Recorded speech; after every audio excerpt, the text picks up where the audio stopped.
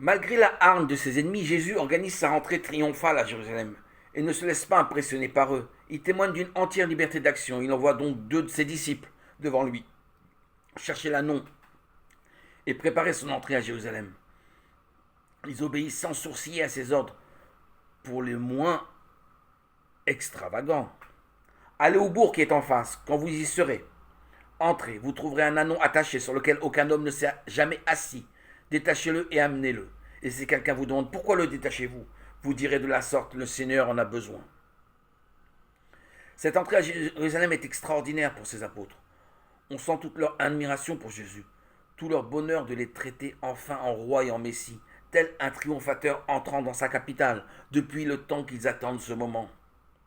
Et jetant leur manteau sur l'ânon, ils firent monter Jésus. Ce fut du délire et une explosion de joie de la part de tous ceux qui, depuis 3 ans, avaient vu ces miracles bénéficier de sa bonté.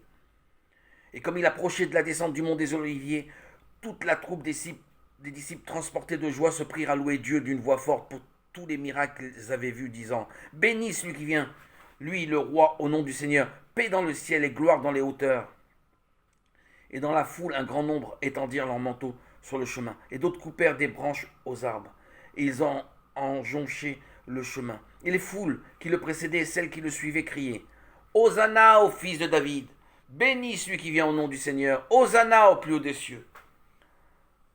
Hosanna, Hosanna, Hosanna, Hosanna. » Matthieu 21, verset 8, 9.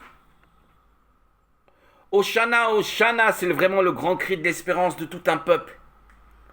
Juste avant la passion, Jésus lui-même laisse cet enthousiasme éclater. Quant aux pharisiens, ils sont furieux de son succès auprès du peuple. Et quelques pharisiens mêlés à la foule lui dirent « Maître, mets tes disciples à la raison. » Jésus leur répond avec une liberté de langage totale. « Je vous le dis, si ceux-ci se taisent, les pierres crieront.